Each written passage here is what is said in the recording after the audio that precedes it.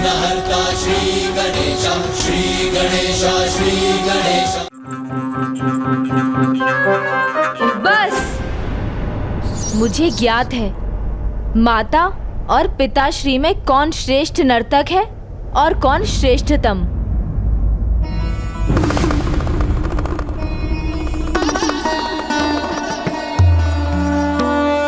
प्रणाम पिताश्री। प्रणाम माता। अच्छा पुत्र, मैं भी तो सुनूं। तुम्हारे अनुसार कौन सर्वश्रेष्ठ है? ये किस दुविधा में उलझ गया मैं। अब माँ और पिताश्री सामने हैं। मैं किसे श्रेष्ठ कहूँ और किसे श्रेष्ठतम? कहो गणेश, संकोच कदापि मत करो। तुम्हारी माँ को कदापि बुरा नहीं लगेगा। हाँ पुत्र, सत्य अप्रिय हो तो भी तुम्हारे पिताश्री को कदापि बुरा नहीं लगेगा। अब तुम्हें हमें ये सत्य बताना है कि हम दोनों में से कौन सर्वश्रेष्ठ नर्तक है, मैं या तुम्हारे पिताश्री? हाँ गणेश, स्पष्ट कहो, निसंकोच कहो। मैं कुछ ऐसा ना कह दूं जिससे माँ और पिताश्री क्रोधित हो जाएं। मुझे कुछ युक्ति सोचनी होगी।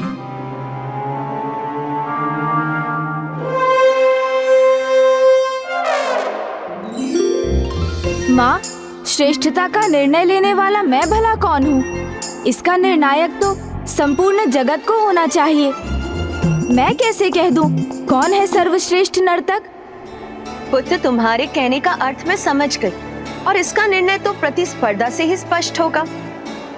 स्वामी, कदाचित इसमें आपको भी कोई आपत्ति नहीं होगी, क्योंकि इसके बाद संसार को ये स्पष्ट हो जाएगा कि नृत्य में सर्वाधिक कुशल कौन है। यदि आपको स्वीकार है तो भला इस प्रस्ताव को मैं कैसे नकार सकता हूँ। अपितु मैं तो आतुर हूँ संसार को नृत्य कला और कुशल नर्तक दोनों का परिचय देना चाहता हूँ। नृत्य के लिए माँ के चरण बढ़ाते ही इन योद्धाओं के जन्म का निर्धारण हो गया था।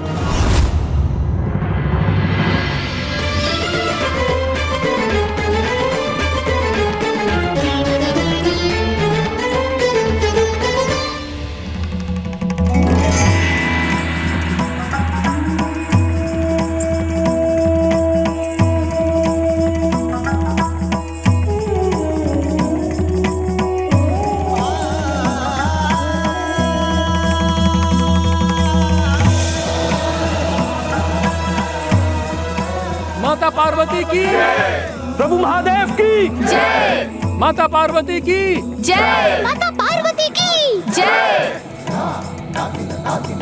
फिर वो नृत्य आरंभ हुआ। इस नृत्य में पिताश्री शिव शंकर के डमरू के नाद के श्रवण से ऋषि पाणिनि को महेंद्र सूत्र नाम की 14 ध्वनियों की रचना की प्रेरणा प्राप्त हुई, जो संस्कृत व्याकरण का आधार बने।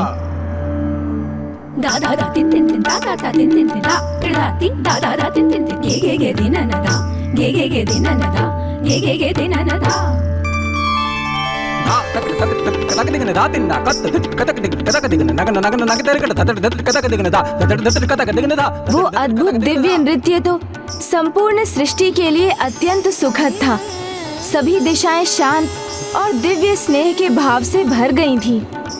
प्रकृति में एक असाधारण उल्लास का संचार हुआ था।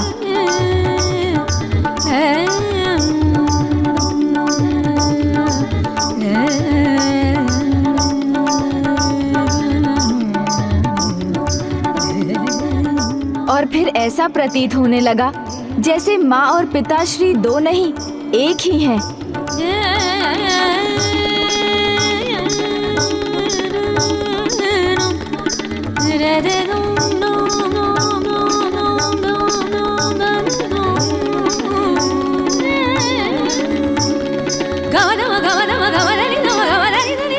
जो होता है वो प्रभु की लीला होती है। उनके इस नृत्य में एक क्षण ऐसा भी आया जब माँ की पायल टूट गई और सभी 9 घुंघरू छिटककर इधर उधर बिखर गए।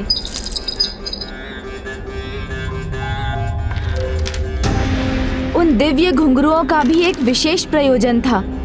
वो बिखरते ही विशाल आकार धारण करने लगे और उन्होंने 9 सुंदर स्त्रियों का रूप धारण किया।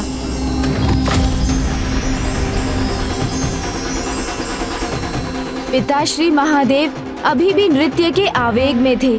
तभी उनके मस्तक से श्वेत के कुछ कण गिरे।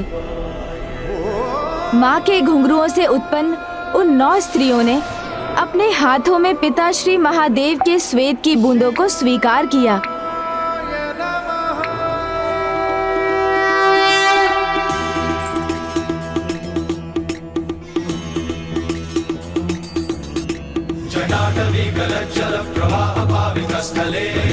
इस दिव्य घटना के उपरांत उन सभी 9 देवियों ने गर्भ धारण कर लिया, किंतु अभी किसी भी अन्य को इसका कोई भान नहीं था। स्वामी ने यह प्रमाणित कर दिया कि वो सर्वश्रेष्ठ नर्तक नटराज। मैं तो मात्र माध्यम हूँ देवी, आप स्वयं नृत्य कला है। मैं शरीर हूँ तो आप आत्मा।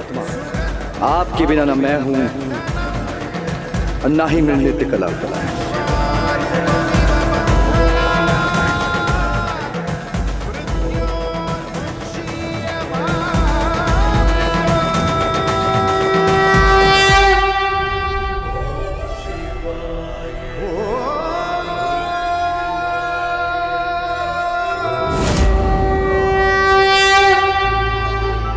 माँ ने सर्वथा उचित ही कहा था। वो दोनों एक दूसरे के पूरक हैं और यही सुंदरता है विवाह के संबंध की। अब तो भैया को विवाह के लिए तैयार करने की मेरी इच्छा और भी तीव्र हो गई है।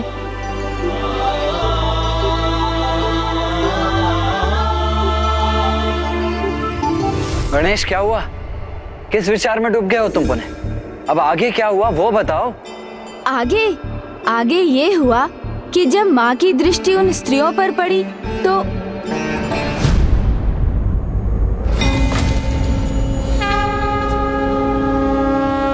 माँ के मुख का भाव क्यों बदल रहा है?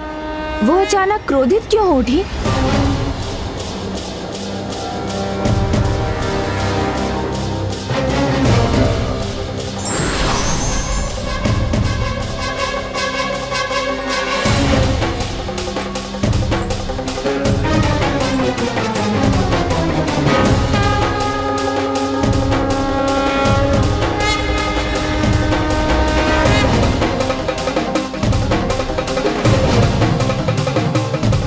प्रणाम स्वामी। स्वामी,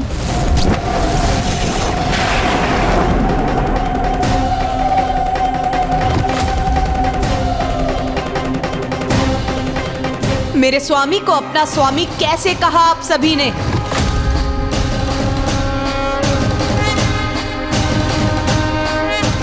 प्रभु महादेव ही हमारे स्वामी हैं। अभी कुछ ही क्षण पहले उन्हें देखते देखते ही हमारा जन्म हुआ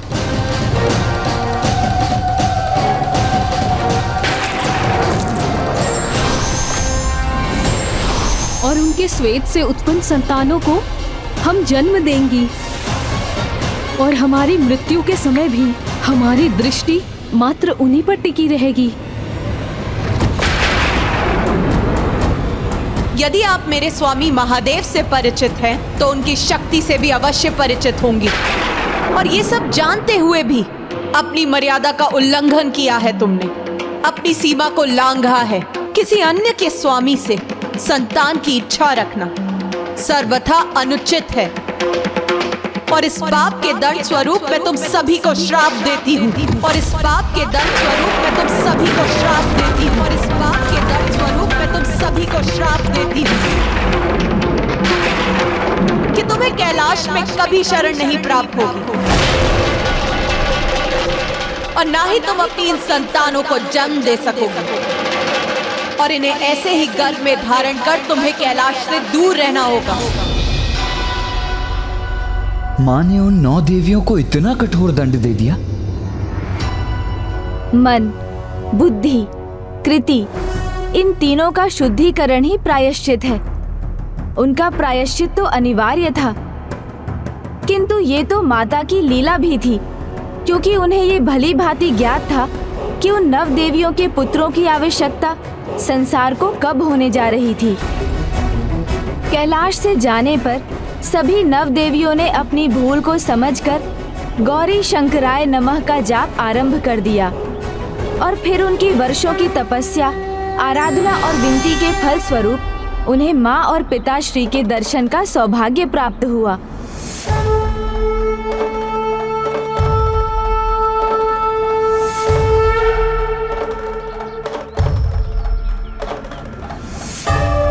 प्रभु, माता, बहुत बड़ी भूल हुई है हमसे।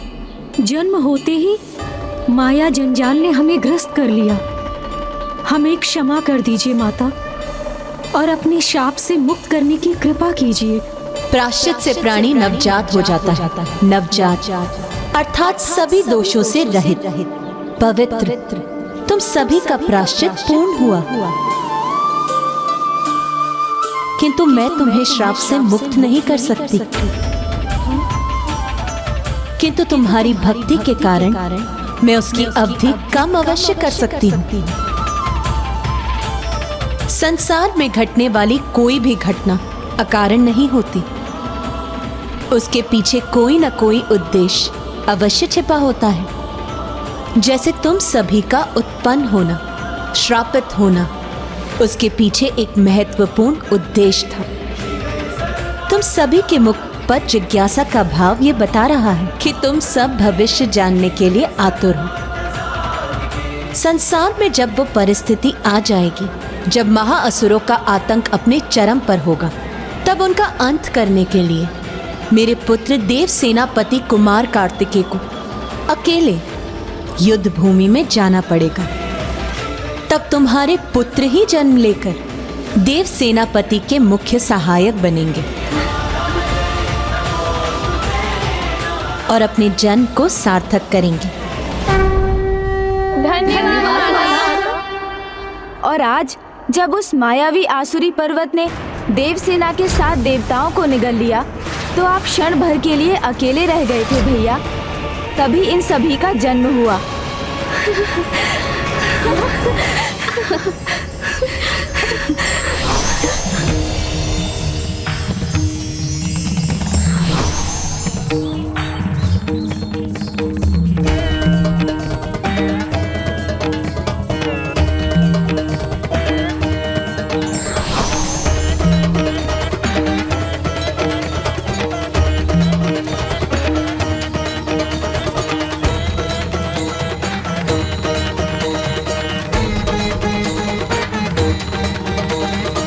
प्रणाम प्रभु गौरी शंकर। प्रभु शिव शंकर, आप ही की ऊर्जा ने हमें इनके जन्म का माध्यम बनाया है, इसीलिए वास्तव में तो ये आप ही के पुत्र हैं। आप इन्हें अपनी सेवा में स्वीकार करें और आप इन्हें इनके जीवन का मार्ग दिखाने की कृपा करें। महायोद्धा होंगे आपके पुत्र देवियों, वीर योद्धा के नाम से विख्यात होंगे, और आप सभी इनकी माताएं नवरत्नों के नाम से जानी जाएंगी। यही है इन 9 वीर बंधुओं के जन्म की कथा, और इनमें ज्येष्ठ है वीर बाहु।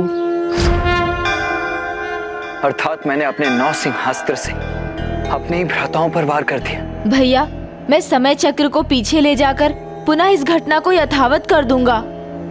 तब आप अपना अस्त्र लौटाने की कृपा कीजिएगा। किंतु गणेश,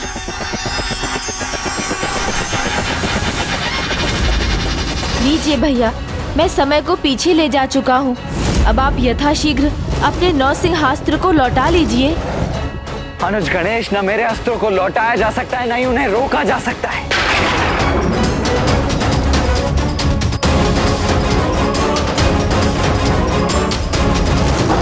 वीर योद्धा कभी अपने कर्तव्य मार्ग से विचलित नहीं होते, चाहे कोई भी चुनौती क्यों ना हो।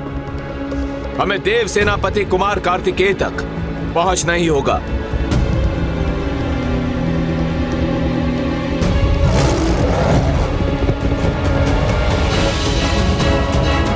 एक ऐसा अनर्थ हो रहा है, मेरा अस्त्र कभी विफल नहीं होता।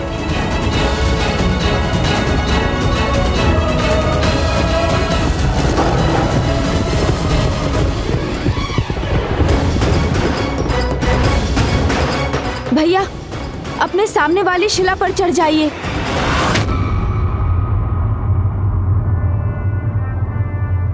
क्यों शीघ्रता कीजिए भैया। मेरा विश्वास कीजिए भैया।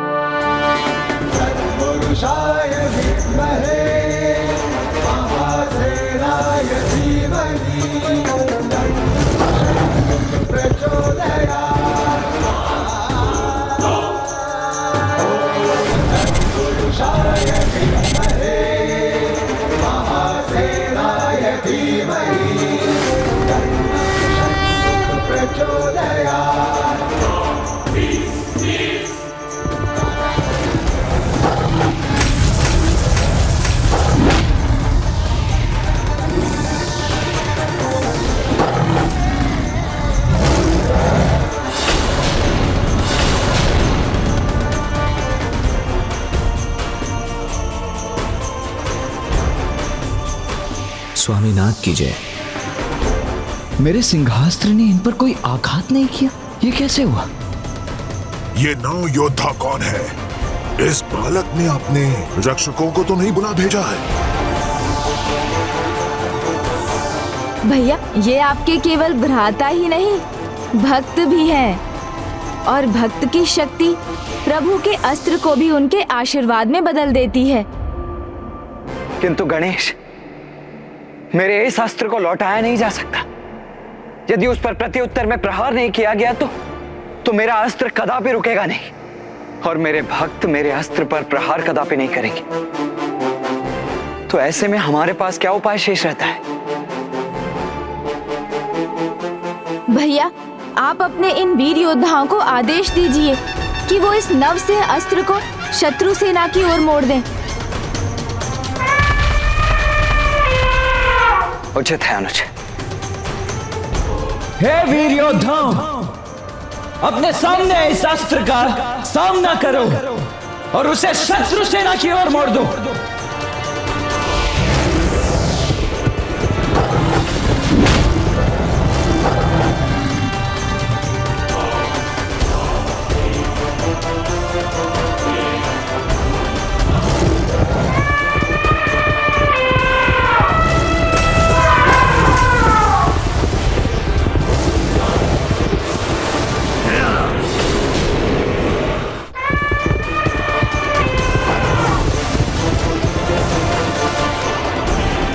अद्भुत, महापराक्रमी योद्धा हैं ये बंधु तो।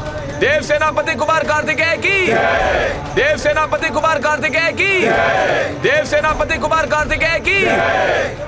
इनका ये जय घोष तो शीघ्र इनकी पराजय के स्वर में बदल जाएगा। मुझे इनका सामना करने दीजिए, मैं अभी नहीं मिटा दूंगा। नहीं,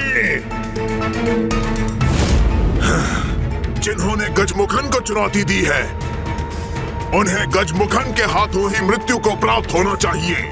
जब तक मैं आदेश ना दूं, हमारे बीच में कोई नहीं आएगा। उचित है।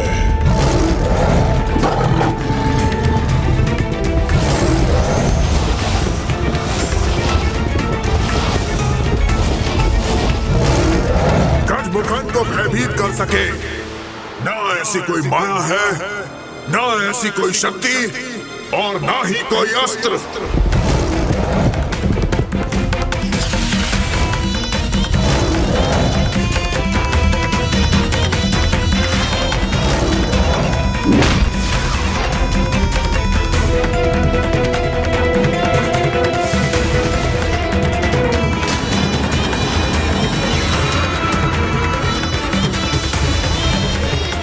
अब आक्रमण मैं करूंगा और तुम सब अवश्य आहत होगे।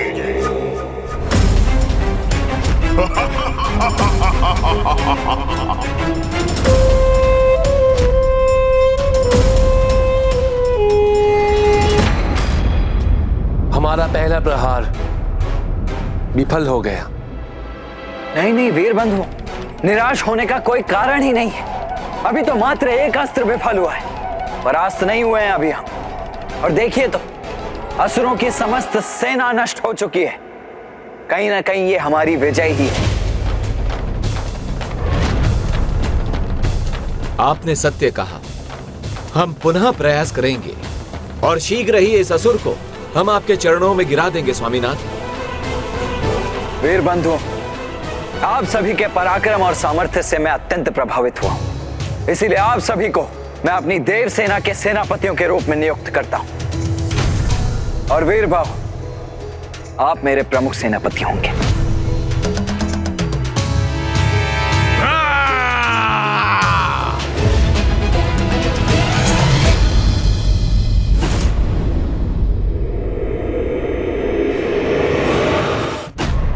तैयार हो जाइए, यह पुनः आक्रमण की सूचना है। सूचना है, किंतु आक्रमण की नहीं, तुम्हारी मृत्यु की।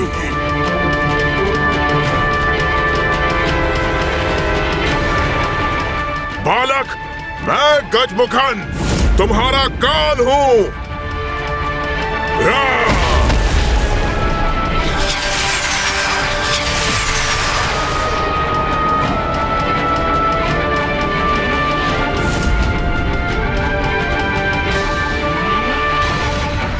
युद्ध के लिए आतुर हो रहा है, तभी इसने यहाँ युद्ध भूमि का निर्माण कर दिया है।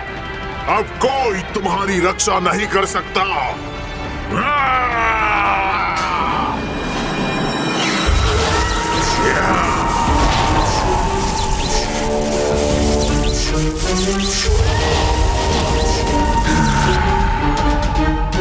ये दुष्ट गजमुखन मायावी असुरों की सेना उत्पन्न कर रहा है।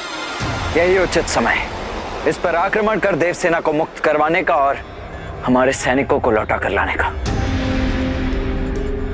स्वामीनाथ, आपने मुझे सेनापति नियुक्त कर हमें कृतार्थ किया है। अब मुझे उस गजमुखन को परास्त करना है। अपने सेनापति को अवसर देने की कृपा कीजिए स्वामीनाथ।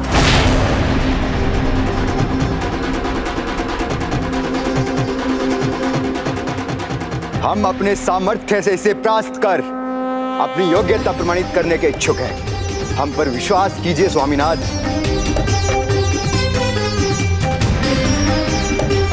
उचित है, किंतु आपको मुझे यह वचन देना होगा कि यदि आप पर कोई कठिनाई छाएगी तो आप यथाशीघ्र सहायता के लिए मुझे पुकारेंगे।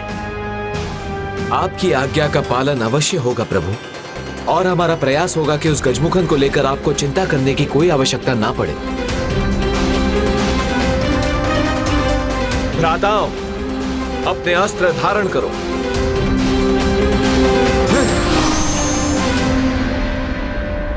हमें प्रभु के विश्वास का मान रखना है।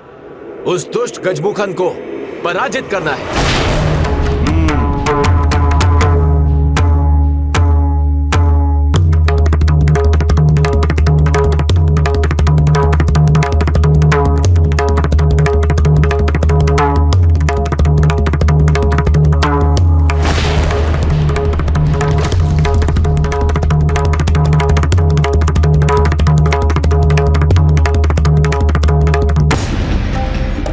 भ्राताओं, अपने अस्त्र धारण करो।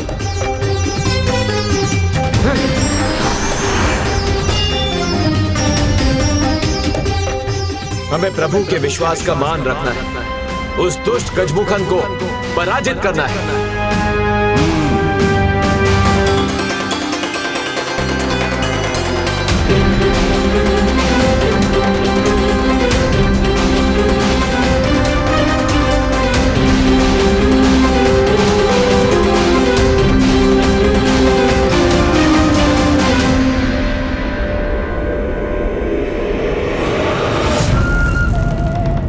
गजमुख, देवताओं को और उस बालक को जो देवताओं का सेनापति बना हुआ है, उन्हें बंदी बनाकर अभी तक लौटा क्यों नहीं है?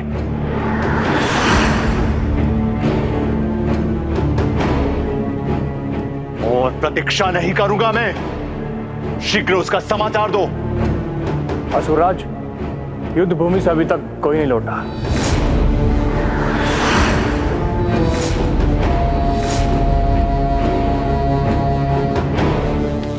जाओ और जाकर ज्ञात करो क्रोच पर क्या घटित हो रहा है।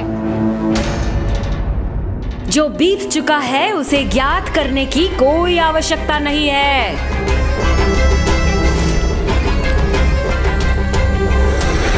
आवश्यकता है तो सूचना की, जो भविष्य में घटित होने वाला है, जिससे उसे अपने अनुसार तुम दिशा दे सको। किंतु भविष्य का ज्ञान तो तभी होगा जब कोई पंचांग देखे और उन भाविक घटनाओं को तुम्हारे सामने व्यक्त करे। और इसके लिए ब्रह्मदेव से उपयुक्त भला और कौन हो सकता है?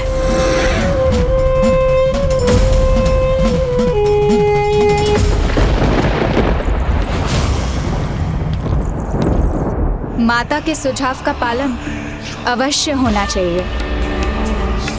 जो मैं करूंगी ज्येष्ठ, ब्रह्मदेव को आपके सामने प्रस्तुत होने पर विवश कर दूंगी।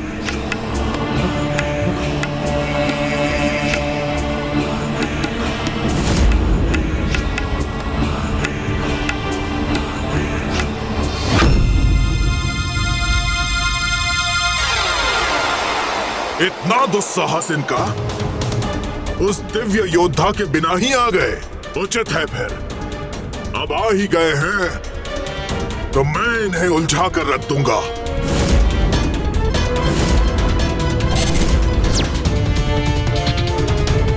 आक्रमण!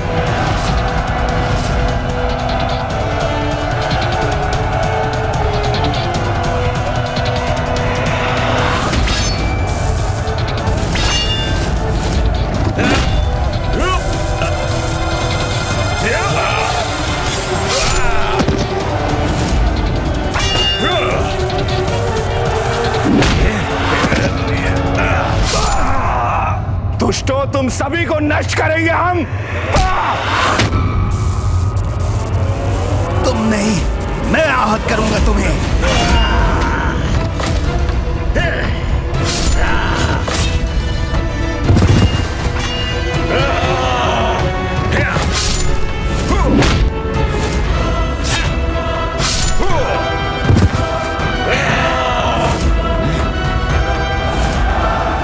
मेरे भ्राताओं के अस्त्रों के समान मेरा गदा इन असुरों का संहार करेगा।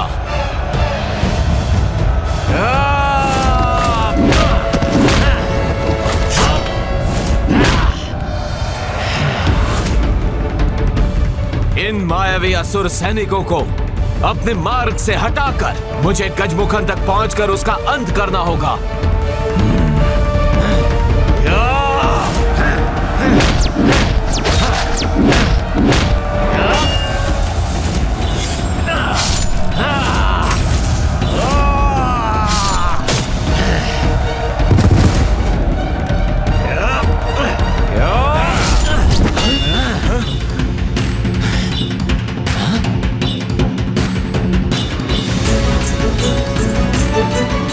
ये क्या? हम तो अभी भी वही हैं जहां से हमने आरंभ किया था।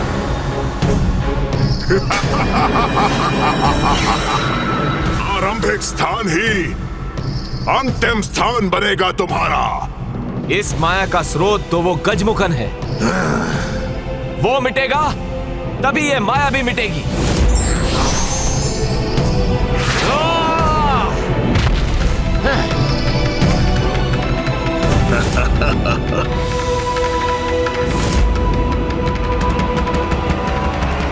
गजमुखन, इस बार तुम्हारी माया भी विफल होगी।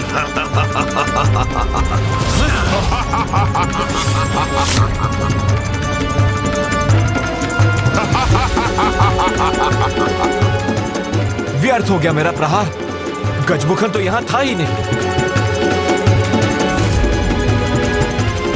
जय पराजय हमारी सोच पर निर्भर है। मान लो तो पराजय, ठान लो तो जय। इसलिए निराश मत हो भ्राताओं। हमें ठान कर आगे बढ़ना है और गजमुखन तक पहुंचना है।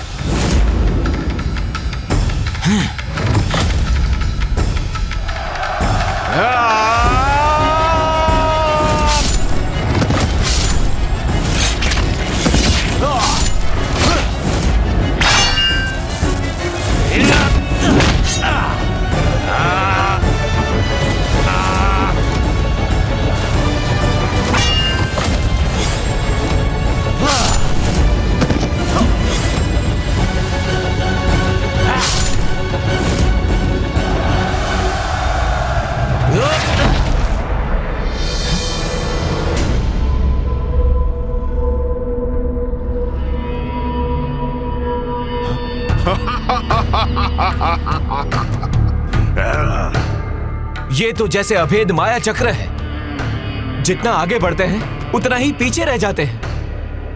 गजमुखन के तनिक निकट भी नहीं पहुंच सके हम। और कितने समय इसी प्रकार का व्यर्थ युद्ध करते रहेंगे हम? कदाचित गजमुख सर्वप्रथम उन्हें थकाना चाहता है। नहीं देवराज, इसके पीछे तो अवश्य ही कोई बहुत बड़ी योजना है, कोई और ही कारण है। इस दुष्ट गजमुखन ने स्वयं को अपनी माया से सुरक्षित किया हुआ है। जब तक माया का वो चक्र नष्ट नहीं होता, वीरबाहु उस तक कदापि नहीं पहुंच सकेगा। और यदि ऐसा ही रहा तो भैया कार्तिकेय अपनी इस यात्रा पर आगे नहीं बढ़ सकेंगे। फिर मैं उन्हें विवाह के लिए कैसे तैयार करूंगा? तो प्रभु, क्यों ना हम ही आगे बढ़कर इन वीर बंधुओं की सहायता करें? भैया के आदेश के विरुद्ध जाकर? नहीं मूषक जी, क्या आपको भैया के क्रोध का अनुमान नहीं? मुझ तक कभी नहीं पहुंच सकते ये मूर्ख, किंतु अति शीघ्र इनकी मृत्यु इनके निकट पहुंच जाएगी।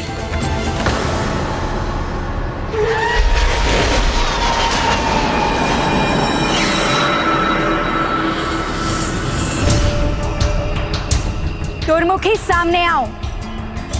मैं तुम्हारे लिए ऐसा कार्य लाई हूँ जिसमें तुम्हें बहुत आनंद आएगा। बोलो अजामुखी, क्या कार्य है?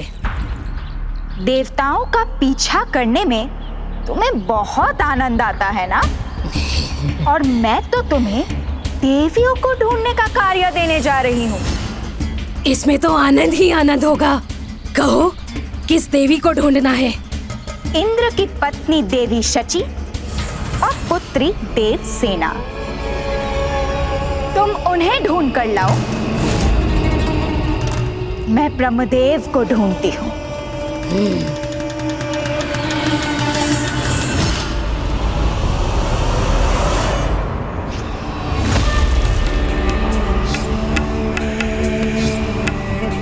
ब्रह्मदेव, बाहर आइए। स्वागत कीजिए अपनी अतिथि का। देखिए, किसका आगमन हुआ है आपके द्वार पर। आप पर छाया वो भयंकर संकट जिसकी आपने कल्पना भी नहीं की होगी।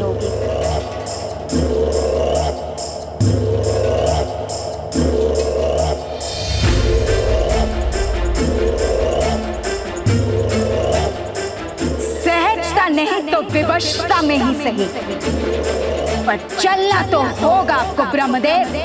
नहीं तो आप जानते ही होंगे कि मैं संपूर्ण ब्रह्मलोक को अपने सींगों पर उठाकर ले जा सकती हूँ। अब आप निर्णय कर लीजिए। कोई उत्तर नहीं दिया आपने तो कदाचित मुझे अपनी शक्ति का प्रदर्शन करना ही होगा।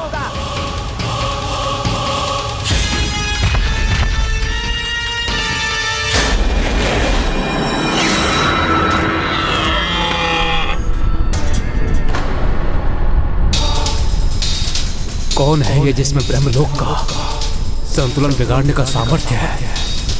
यदि ब्रह्मलोक अपने स्थान पर नहीं रहा तो संपूर्ण सृष्टि असंतुलित हो जाएगी।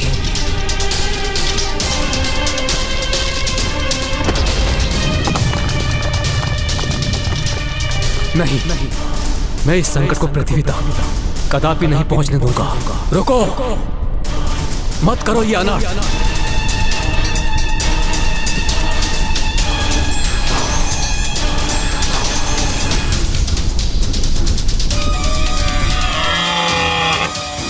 मैं प्रस्तुत हूं, तुम्हारी जो भी इच्छा हो पूर्ण कर लो, किंतु इस संपूर्ण सृष्टि को हानि मत पहुंचाओ।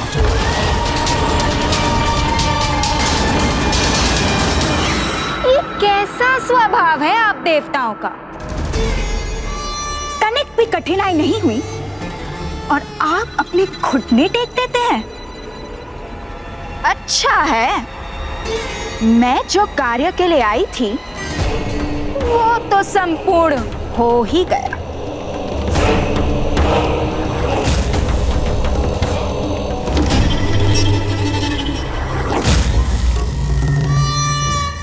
आनंद तो अब आएगा। पीछे हटो दुष्ट असुर।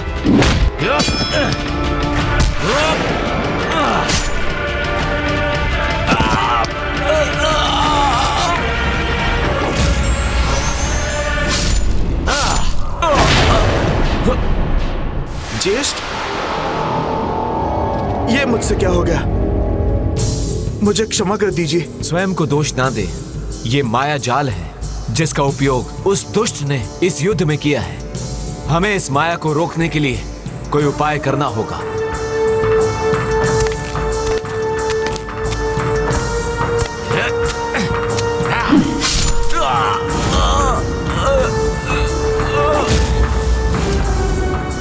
भ्राता, अब ठीक तो है ना भ्राता? क्षमा भ्राता, क्षमा। यदि ये गजमुख इसी प्रकार अपनी माया से इन्हें आहत करता रहा तो मैं अधिक समय तक मूक दर्शक बनकर स्वयं को रोक नहीं पाऊंगा। मुझे शीघ्र ही कुछ करना होगा। नहीं कुमार कार्तिक, आपने उन्हें वचन दिया था जब तक वो आपकी सहायता के लिए पुकारेंगे नहीं, आप अपनी ओर से इस युद्ध में तनिक भी हस्तक्षेप नहीं करेंगे। भाई भाई के रक्त का प्यासा हो जाए, इसमें तो सर्वाधिक आनंद आता है हम असुरों को। मैं वचनबद्ध हूँ इसीलिए विवश हूँ, अन्यथा इस गजमुख की माया को तो कब का नष्ट कर दिया होता मैंने।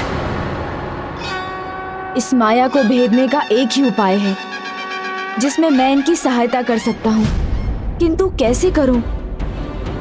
वीर बंधुओं के पुकारे बिना यदि मैं गया तो भैया मुझे क्षमा नहीं करेंगे। हम तो जैसे उस दुष्ट के हाथों की कठपुतली बन गए हैं। प्रभु कार्तिकेय कितने निराश होंगे। कैसा विघ्न है ये जो हटने का नाम ही नहीं ले रहा। विघ्न? विघ्न को टालने का तो एक ही उपाय है।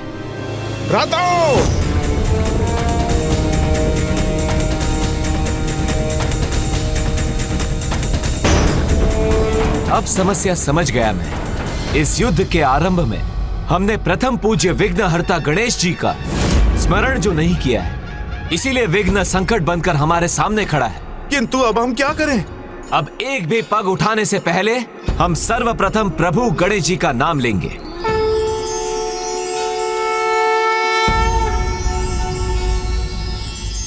ओम विघ्नहर्ता श्री गणेशाय नमः। ओम विघ्नहर्ता श्री गणेशाय नमः।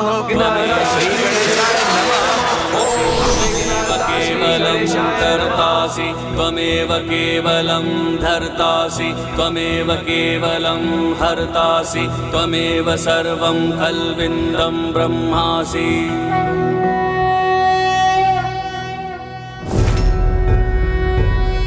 प्रभु, यहाँ? हाँ, गजमुखन की माया नहीं, मैं स्वयं हूँ यहाँ। कुरु मे देव सर्व कार्येषु सर्वदा। मैंने तो गणेश से स्पष्ट रूप में कहा था कि उसे युद्ध में भाग लेने की अनुमति कदापि नहीं, किंतु फिर भी वो वहां क्यों चला गया? माया की शक्ति को एकमात्र भक्ति से ही भेदा जा सकता है वीरबाहु। और तुम्हें भक्ति भाव से किसका स्मरण करना है, ये तो तुम्हें भली भांति ज्ञात है।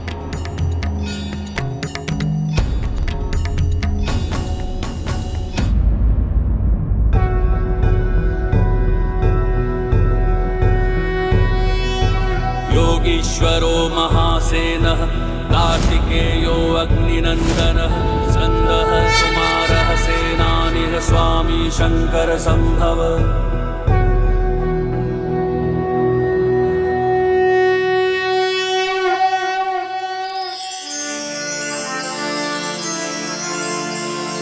इस गजमुख की माया के अंत का समय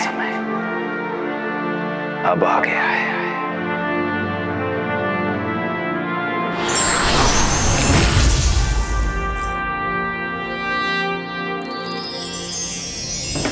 पुरुषाय विद्महे महासेनाय धीमहि तन्नः षण्मुख प्रचोदयात्।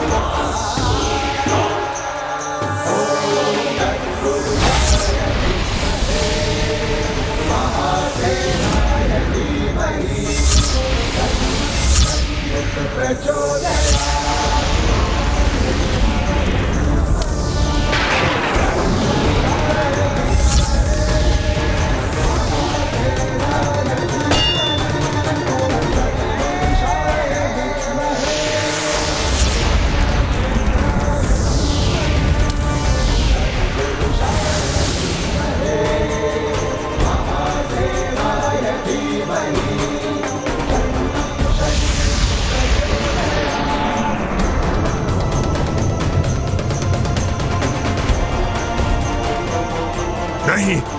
कैसे संभव है?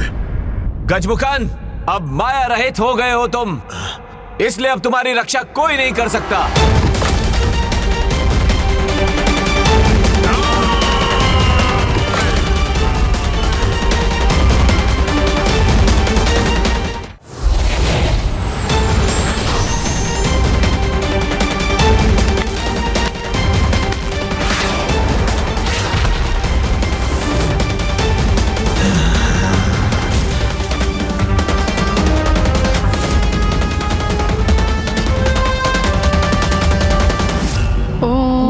नमः शिवाय। ओम नमः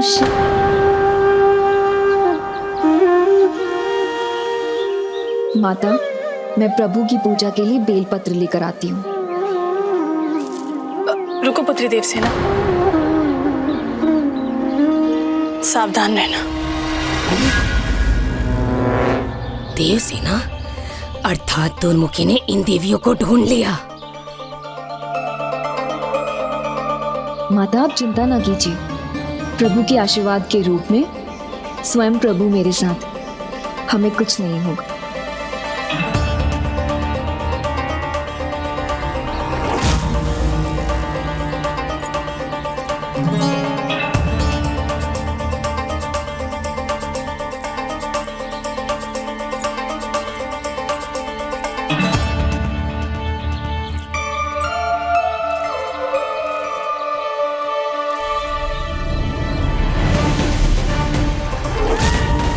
कोई तो है यहाँ।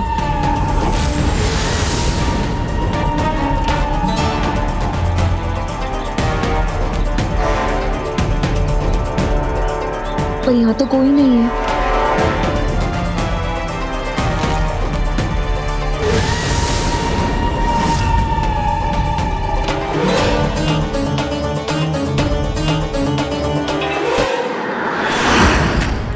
अब ये मुझसे बच नहीं सकती।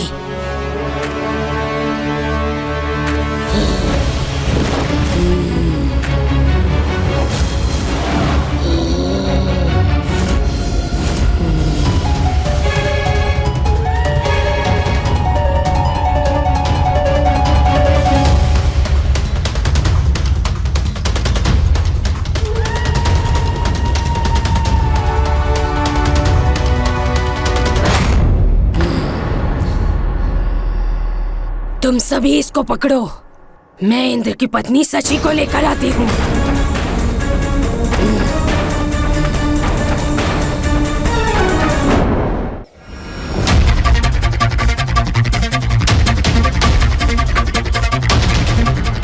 स्वामीनाथा, स्वामीनाथा,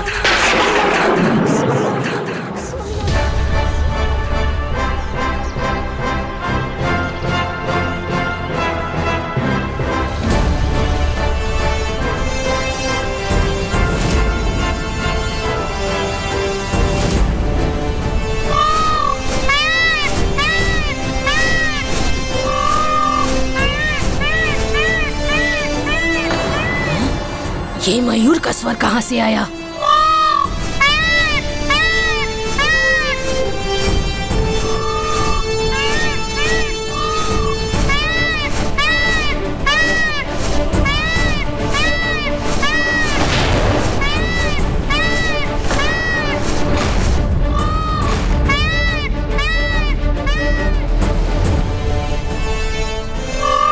ये मयूर नृत्य करने के स्थान पर देवसेना की रक्षा करने आया है। मारो इसे।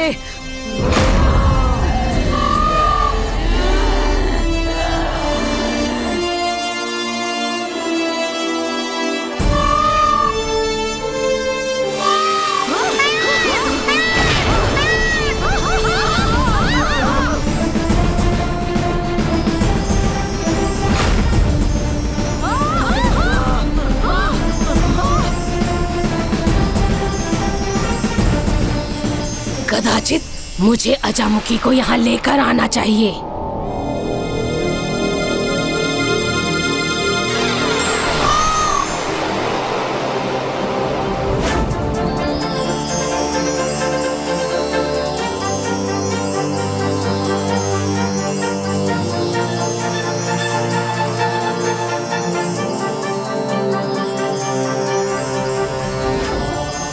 मेरे मुख से अचानक स्वामीनाथ क्यों निकल गया? और मुझे ये दृश्य क्यों दिखाई दे रहे हैं? ये आपके भूत और भविष्य दोनों का संकेत है, जो आप पर शीघ्र उजागर होगा देवी।